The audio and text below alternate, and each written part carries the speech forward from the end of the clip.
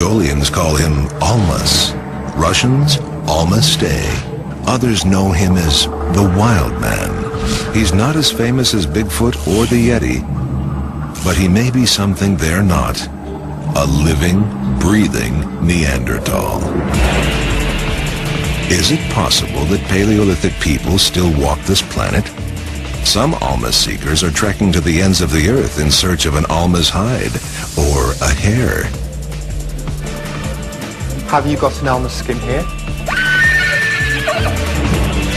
Many eyewitnesses are convinced the Almas lives. He lowered like this, very fast, and disappeared.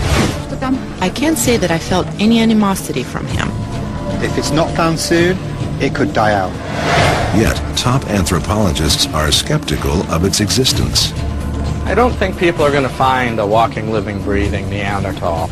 If Neanderthals were still alive, we would find skeletal evidence of it. A lot. Only DNA analysis can reveal whether some evidence is real or rubbish. Examine the evidence with Neanderthal experts and true believers as we go in search of a relic from the past, the last living Neanderthal.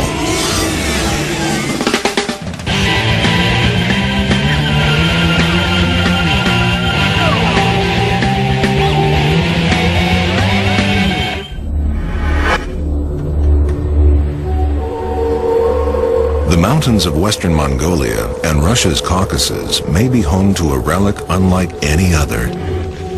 A living creature that's weathered the test of time and still walks upon terra firma. Locals call him Almastay in Russia's Caucasus and Almas in Mongolia. He's also nicknamed the Man of the Forest or Wild Man. If he's related to Bigfoot, they're distant cousins. Bigfoot's rumored to haunt the backwoods of North America, yet the Almas is said to call Asia home. And geography isn't all that separates the two. Believers in Bigfoot say he may be related to an ancient primate species called Gigantopithecus, which lived until about 300,000 years ago. Asia's Almas is said to be a bit different. Those who've ID'd him say he's less ape and more man. Stone Age man, that is. In fact, many theorize that Asia's Almas might just be a relic Neanderthal. A relic Neanderthal is thought to be a member of a small Neanderthal population that survived for generations. And believers in the Almas claim to have the evidence that may prove this relic creature still lives. Bones, hair samples, and footprints. Science books say Neanderthals officially kicked the bucket around 30,000 years ago. But what if this wasn't true? What if Neanderthals or others like them, such as the Almas, never went extinct? Is it possible that a few stragglers survived and are still eking out an existence in Mongolia and Russia? British creature seeker Adam Davis is hoping to find an Almas in the flesh. Davis, a court investigator by day, spends most of his off hours traveling the world in search of unknown cryptid creatures. People may say cryptozoological work is a bit weird. My motivation is to bring back scientific facts because I believe that a number of these creatures are under serious threat, and I'd like to prove their existence. He's launched previous expeditions to find Scotland's Loch Ness Monster, Sumatra's Orang Pendek, the Congo's dragon, and Mongolia's death worm. So far, he's 0 for 4, but has come back to Mongolia to take a stab at finding the Wild Man. I believe the Almas is a real creature, but it's in serious decline. I think there's very few of them in the very high mountain ranges around western Mongolia. In the last 2 days, Davis has flown over 4,000 miles from Manchester to the tiny outpost of Hovd, Mongolia. He's on a mission to find the Almas before time runs out. Adam's guide and friend, Bilge, will help him on his search. A grand adventure lies ahead, Adam and Bilge set off into the steppes to begin their quest, determined to succeed. Look, a lot of people will watch something like this and think, why is he bothering, yeah? Why doesn't he go back to his day job? But I firmly believe that in some very remote places in the world, there are a number of unique creatures who are in serious environmental danger. Out on the plains, a group of nomadic horsemen bump into a Brit on the prowl for a primitive man. My name's Adam Davis and I'm from England and I'm really pleased to meet you guys. Those are beautiful horses. I've got some pictures here, yeah? I want to show the pictures. Have you seen this creature? Has he ever seen this creature? Have you ever seen the creature? No. What about you guys? Have you heard any stories about the Almas? This kind of thing has been talked about in the past. Do you think it's a real creature? I think it probably used to exist, but I'm not sure it does now. Now, if you were me and you were tracking this creature, where would you go? The men give him some Almas hunting advice. You should go to the mountains. So it lives in the mountains over there? Steered toward the hills, Adam hopes to make the find of the century. Okay, guys. Thank you very much. Adam may be off on a wild goose chase, but the fact is, these wild men rumors have more than one eyewitness to back them up. Today, journalist Nina Grinyova finds peace in the forest, but 20 years ago, on an enchanted evening, Nina met a mysterious stranger.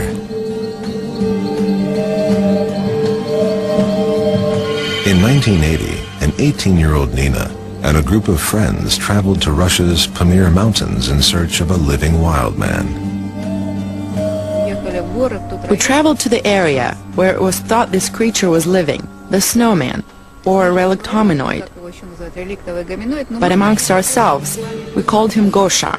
One night, feeling brave, Nina went into the forest in search of the creature all by herself.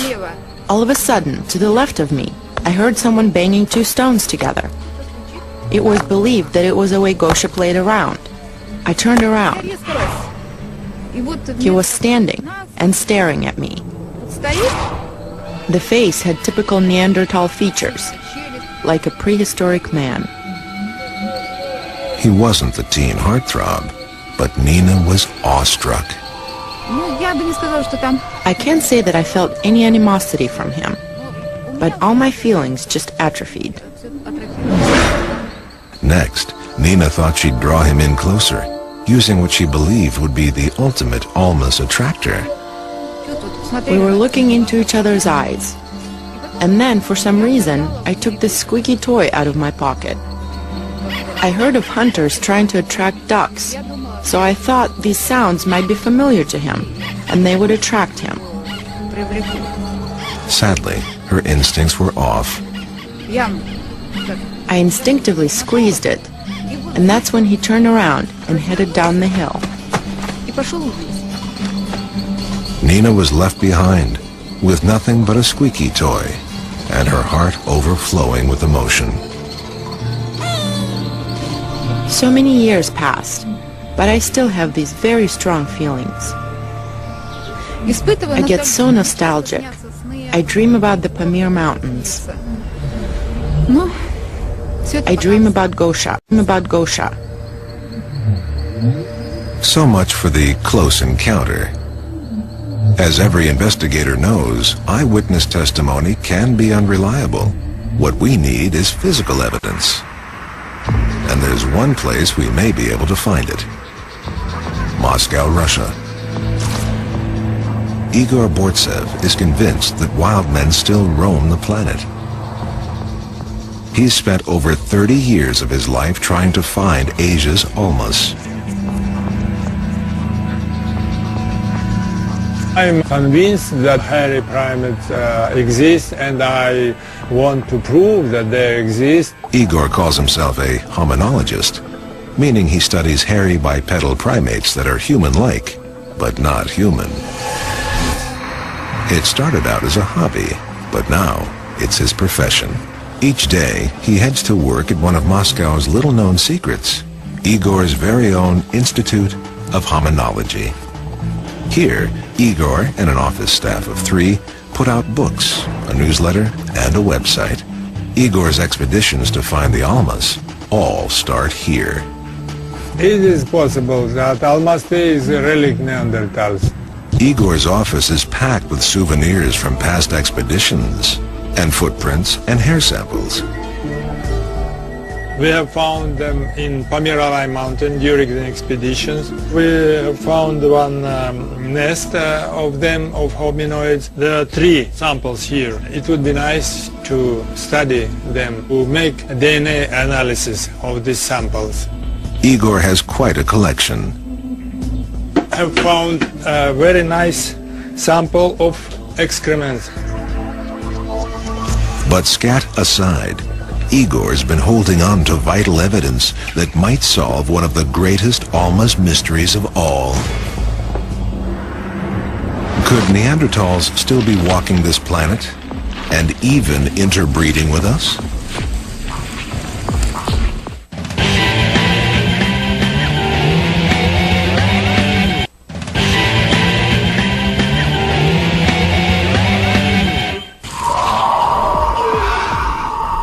Strange tales about hairy creatures run rampant across Europe and Asia.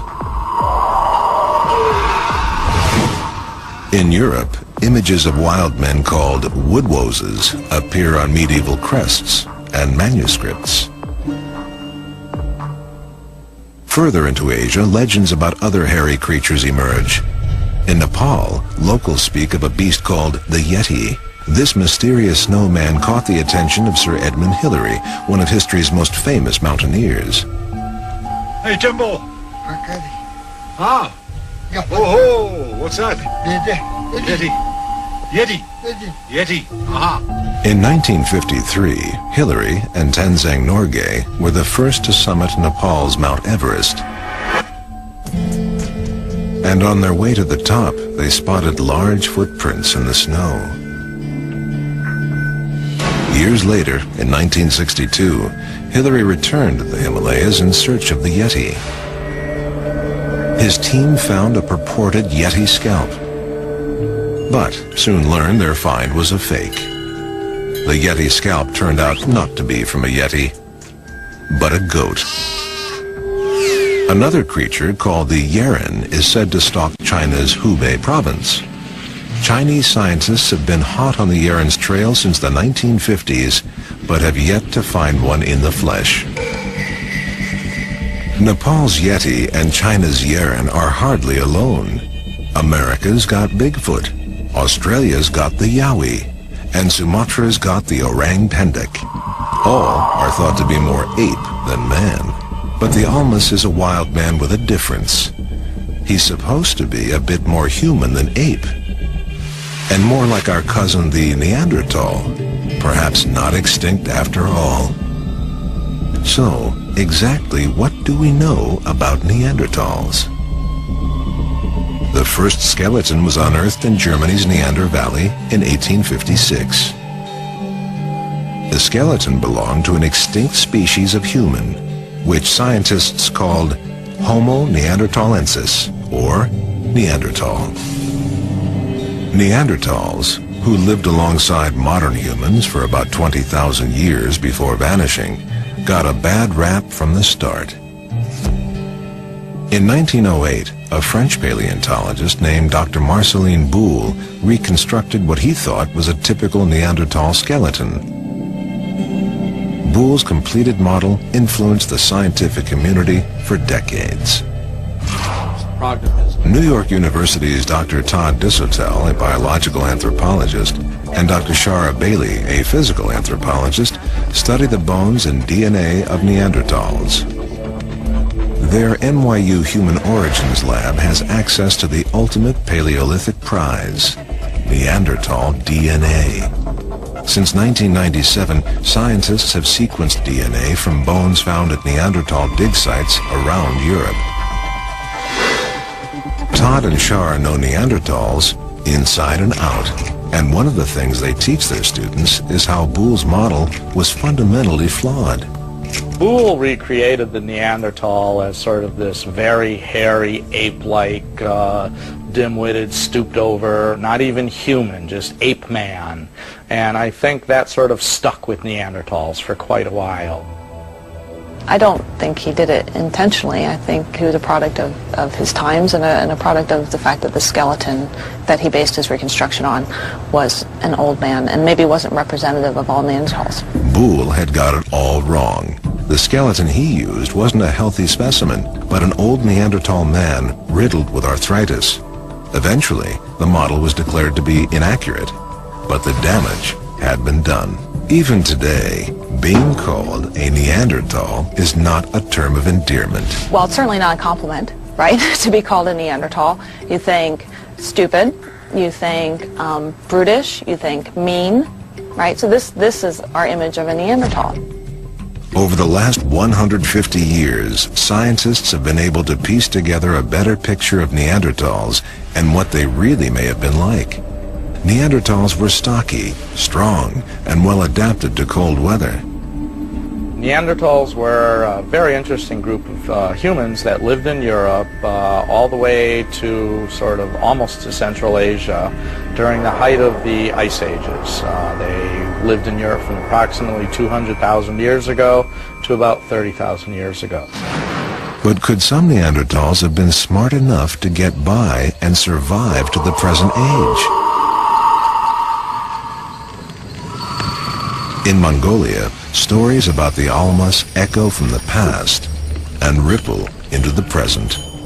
But finding evidence is another matter. For centuries, the history of Mongolia's traditions and folklore were preserved in the records of Buddhist monasteries. It is here that we get a glimpse of a world where the Almas was fact and not fiction. In 1937, a Mongolian scientist reported that Buddhist monks were using an Almas skin in sacred rituals. And an ancient Buddhist medical text recommends consuming Almas meat to cure mental disease and jaundice. There's just one problem. Much of this history was destroyed forever. Communism swept across Mongolia in 1921 and cut it off from the world. Stalin's brutal purges further tormented the country and hit the monasteries especially hard. Thousands of temples were burned to the ground, and over 10,000 monks were executed. But Buddhism survived among this resilient people, even if many of the monasteries did not. Today, throughout Mongolia, the faithful worship regularly. Today, throughout Mongolia, the faithful worship regularly. In this case, at a former pool hall. Adam's here in search of an Almas skin and some advice.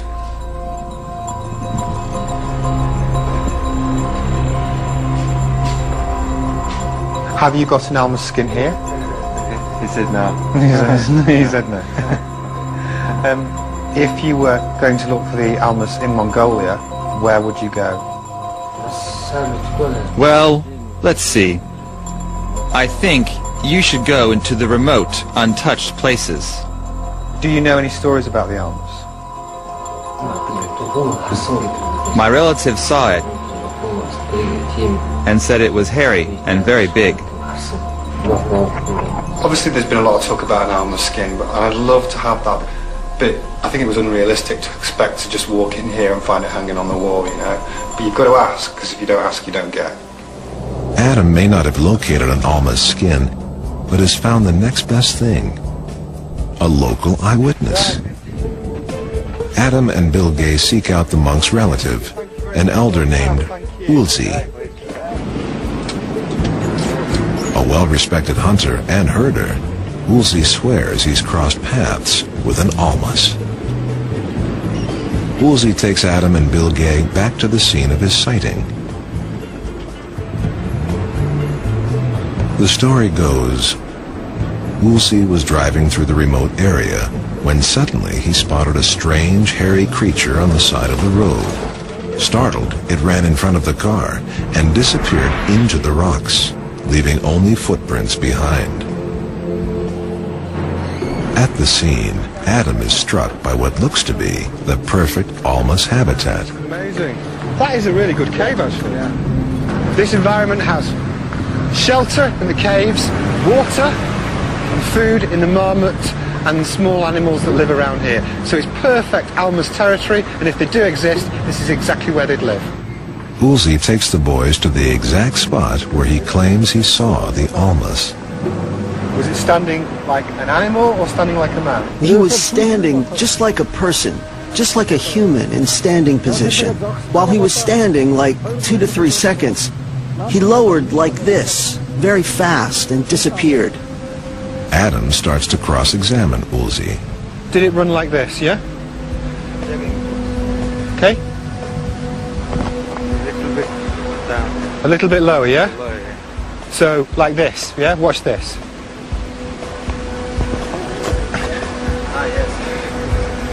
So, it ran more like an animal, yeah?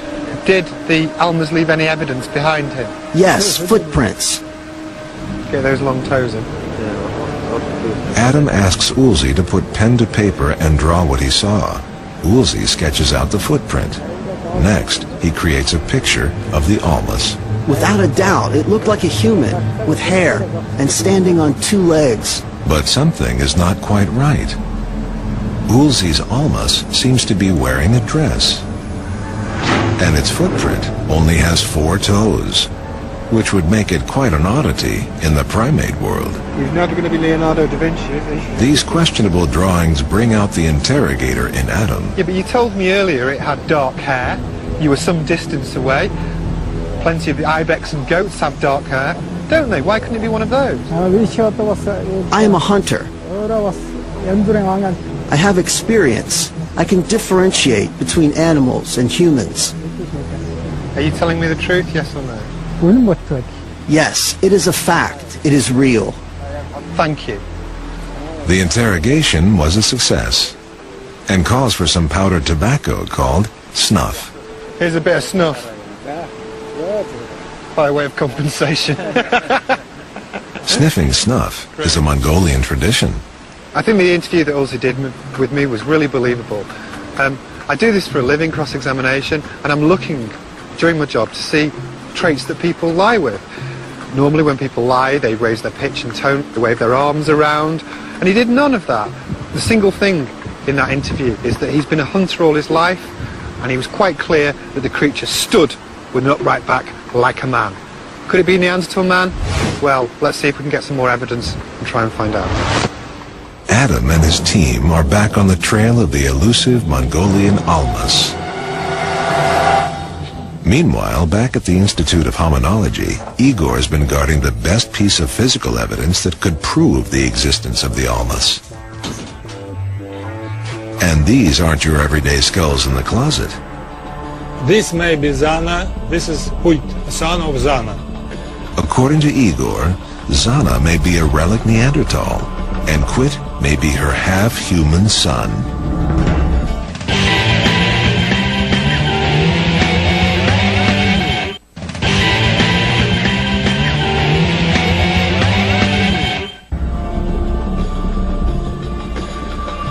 These skulls have one heck of a story. They both may be related to Neanderthals and each other. One of the skulls is rumored to belong to a woman named Zana.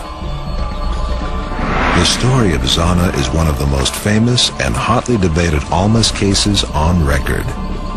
According to local legends and cryptozoological reports, Zana may have been an Almas that lived during the mid-19th century. Igor slips into Russian to tell us Zana's story. The story goes, in southern Russia in 1850, hunters stumbled upon something weird in the forest. A strange, hairy, wild woman. They threw a net over her and dragged her back to the village of Tina, where locals gave her a welcome befitting any wild woman of the day. They tossed her into a cage. According to local lore, Zana was less than thrilled with the trappings of village life. The villagers tried to dress her, but Zana was an unwilling model, and they made her cooked meals, but she refused them, preferring raw food instead. Over time, locals tried to teach her simple tasks. But Zana was only able to master basic skills. Eventually, it's rumored that Zana did find some unscrupulous admirers in town and had several children. Quit was one of her sons. Igor's convinced that Zana may be the real deal, a relic Neanderthal. And Quit may be a hybrid, a possible cross between a human and a Neanderthal.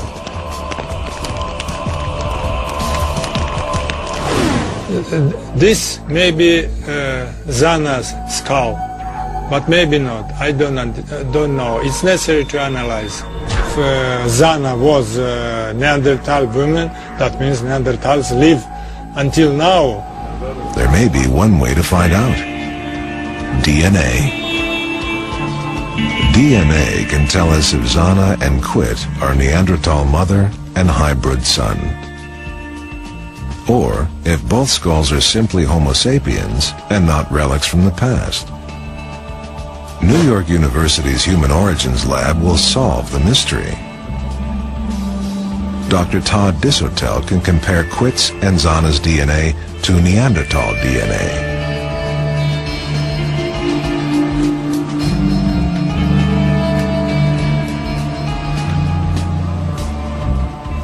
And Dr. Shara Bailey can closely examine the two skulls and reveal details DNA cannot.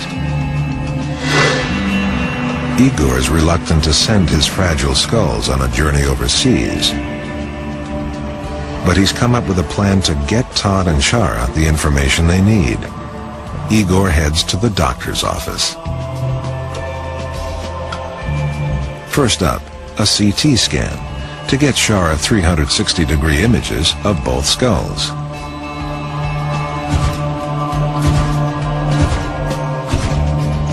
Next up, the dentist.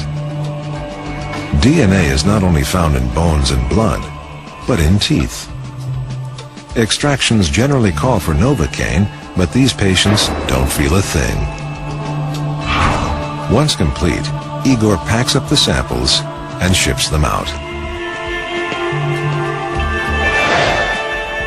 Will Todd and Shara be able to solve the mystery of the skulls and put Igor's questions about Quit and Zana to bed once and for all? Meanwhile, back in Mongolia, sunrise warms a hidden valley filled with nomadic families.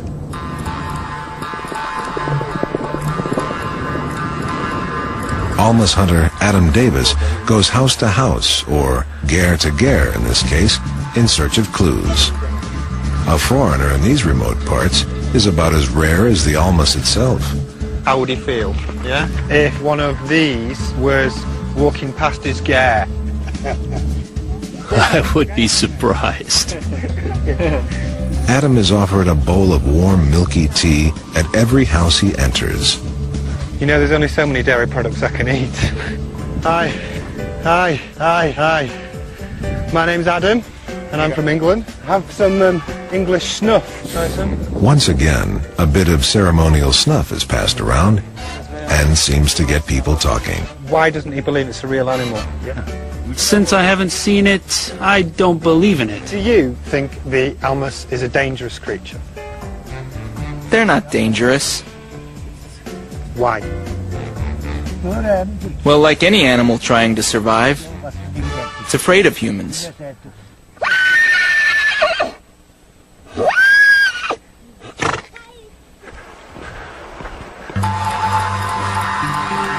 Finally, Adam knocks on the right door. An elder nomad knows what he's looking for and where to go find it. People say that an Almas lives in a cave nearby. Does he know where the cave is? Everybody around here knows the location of the cave. Everyone knows. This is the break Adam has been waiting for. Now he can put his plan into action. Oh, yeah. The reputed Almas Cave is straight ahead, but is there a living Neanderthal lurking inside?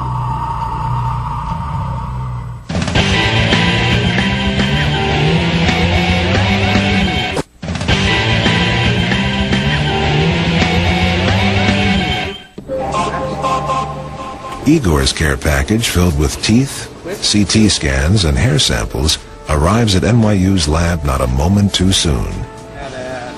Todd's team quickly sets to work, extracting DNA out of the hair and teeth.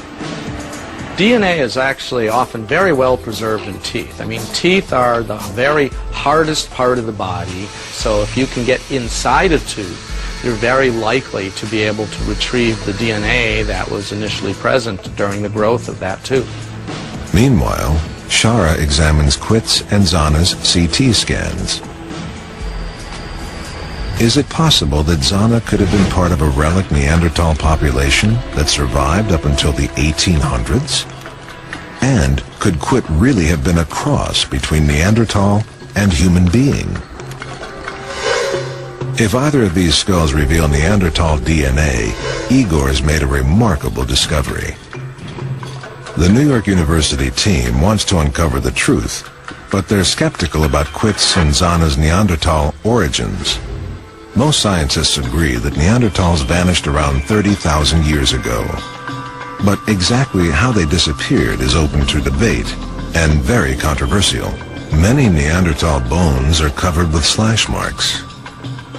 Some say these markings are the signs of cannibalism, and some believe that by consuming infected tissue, they may have contracted a deadly disease. There are Neanderthal specimens that look like they were cooked, perhaps eaten. Is that why they went extinct? I doubt it. Others say competition over food and territory sparked a war between modern humans and Neanderthals. Still another theory proposes that drastic changes in environment caused Neanderthal populations to crash. I think the best hypothesis we have going for us right now for the extinction of Neanderthals is the marked climatic changes we see around 30,000 years ago, combined with competition with incoming modern humans. I think basically the Neanderthals disappeared because the new group of modern people coming in, probably with a slightly more sophisticated culture, outcompeted them. For decades, some scientists speculated that modern humans caused Neanderthals' extinction by breeding with them. In the scientific community, the issue of Neanderthal and human interbreeding is a hot one. Humans are just not that discriminating. I don't think that, I mean, if they met, they, certainly would have interbred. But that doesn't mean that they were the same species. Neanderthals and humans overlapped in time for actually many thousands of years in different regions of the Middle East and Europe. Did Neanderthals and modern humans have sex? Almost certainly. I mean, that just seems extremely likely. Did they produce offspring? Maybe, probably not. Did they produce fertile, viable hybrid offspring that then had offspring themselves? I think not. Although the scientists are skeptical, Adam Davis is not. He continues to charge onwards and upwards. Bilge, after we get round this ridge, we're going to have to be really careful, because if it smells us, it's going to run away. The rumored Almas Cave lies at the top of this ridge.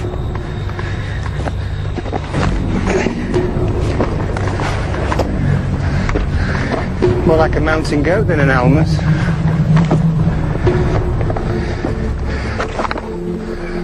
What I'm doing now is approaching the cave of the Almas. It's really important when you approach the lair of an animal that it doesn't smell you and you don't spook it. So I'll be as quiet as I can.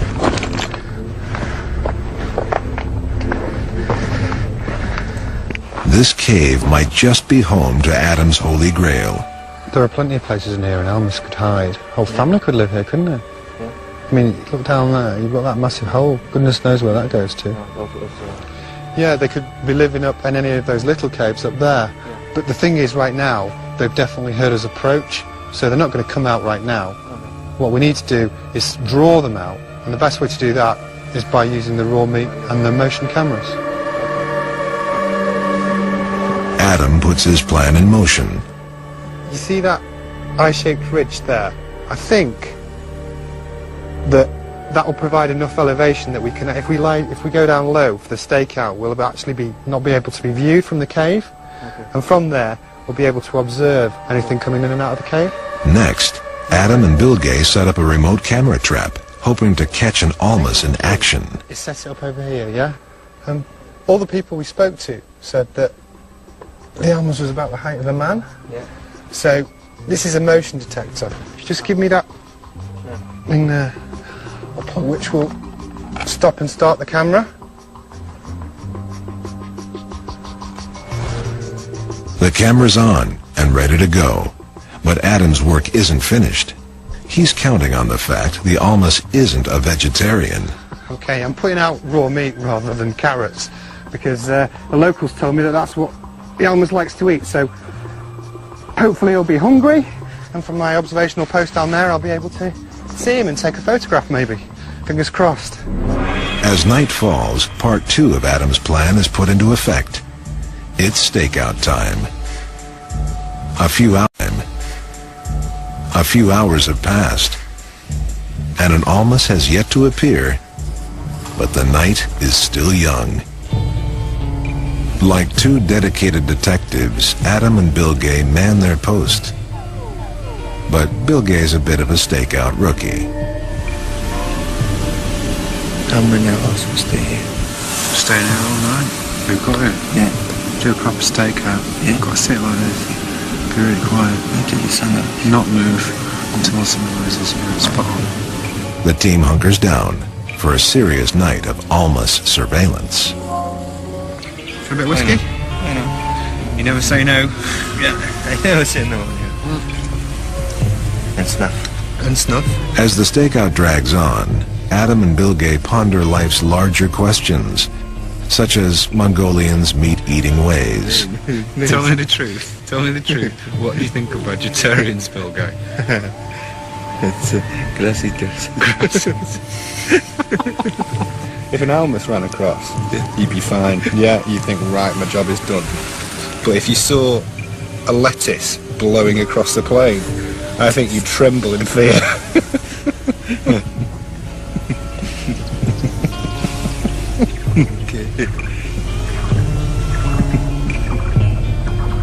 As dawn draws near, Adam and Bill Gay's enthusiasm winds down.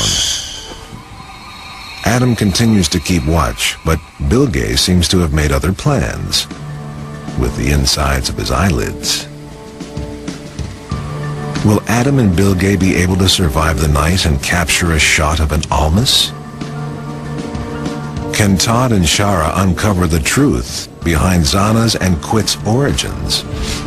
And will it be good news or bad for Igor?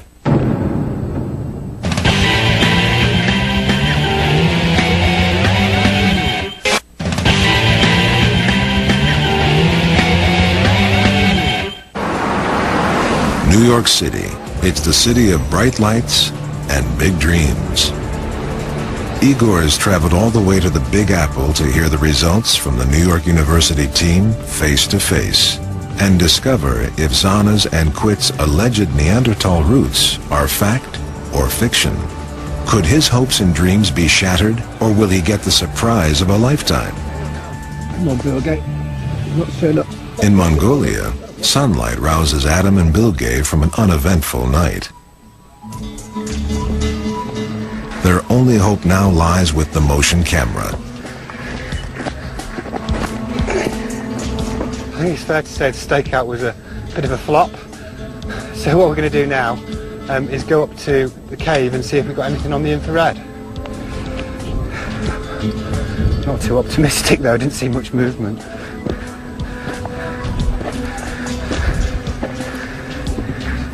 Adam and Bilge eagerly run through the footage, but it's not quite what they expected. Hey, look, Bilge, there is a vegetarian in Mongolia. That bird hasn't even touched the meat. The footage is nowhere near what I call inspiring. It's not disappointing because I have a lovely bird, a lovely rare Mongolian bird, cooking through the cave after a whole night on a stakeout. Ooh, I'm so impressed. And, you know, the thing about it is I left out a lovely big chunk of meat for the almas. That was my dinner, that was. Frankly, it's a washout. The cave's a bust, and Adam and Bilge move on. But Adam doesn't plan to give up on the almas anytime soon. One cave down, but there are plenty more to go.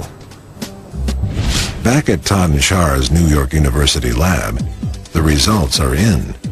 Shara's examined the CT scans and come to a few conclusions about Quit and Zana, based on the shape of their skulls. When we take a look at this profile of Quit, it's almost more modern than this modern human here on the right. So there's absolutely no evidence of any kind of similarity between Neanderthals here on the left and Quit. With Zana, the hypothesis is that she's some kind of relic Neanderthal, which means that she should be more like this Neanderthal here on the left than she is like this modern human on the right. But when you look at it, what's really cool about this, when you look at it, she's almost identical to this modern human here. I mean, take a look at the profile here in the back of the skull, especially this area right here where it curves in.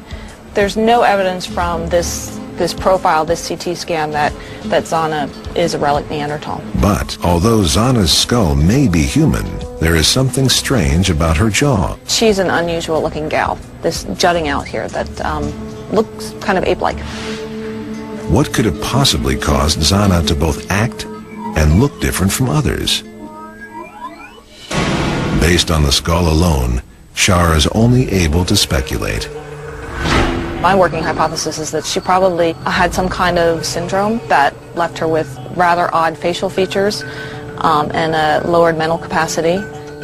A sad revelation. Rather than a wild woman from the mountains, she may in fact have been suffering from a condition that led her fellow man to first ostracize, then imprison and mistreat her. Todd's DNA results will reveal the ultimate truth about Quit and Zana Too far. and their possible Neanderthal roots. We just got the results right off our DNA sequencer, so I can show you what we've found. I'm happy that it happened. It's time to break the news to Igor.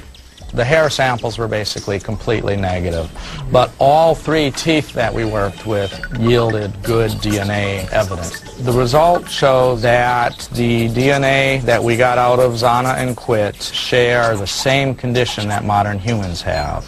To me, this is a pretty unequivocal result, suggesting that Zana and Quit are indeed modern humans, not Neanderthals, not relic Neanderthals, not even hybrids, but absolutely, completely modern human specimens. Now for the good news. What is interesting, though, is they have the very same DNA type. So Zana could indeed be Quit's mother. Next, it's Shara's turn. I found that Zana's skull was unusual looking. She had, like you said, she had really protruding, or marked prognathism, protruding lower part of the face. She also had rather large orbits. But overall, I didn't see anything in particular that made me think that she, looked Neanderthal-like. We're waiting for 30 years to be analyzed. Now you made this analysis. Thank you very much. Case closed, but the day isn't over. Cheers. Cheers. Cheers. За здоровье. Todd and Shara are supportive of efforts such as Igor's and Adam's. This is real vodka. That's the real one. Yet, at the end of the day, they are scientists. However, Igor and other believers refuse to give up hope and are convinced the Almas is still out there. Because I know the places where there is a creature visited, I should go to them with open heart and with a good, friendly attitude to them, and they will understand. They should understand. We want to meet them, and they want to meet us. This meeting will take place sometime very soon. If you believe in something, it will happen. I think it's very important for the Almas to be found because it's in a very remote area of Mongolia. If it's not found soon, it could die out. And if it dies out, we could have lost something that's a very important part of our own heritage. But Todd and Shara aren't going to be easily swayed. If Neanderthals were still alive, we would find skeletal evidence of it. A lot. I don't think people are going to find a walking, living, breathing Neanderthal. More likely, we'll find something else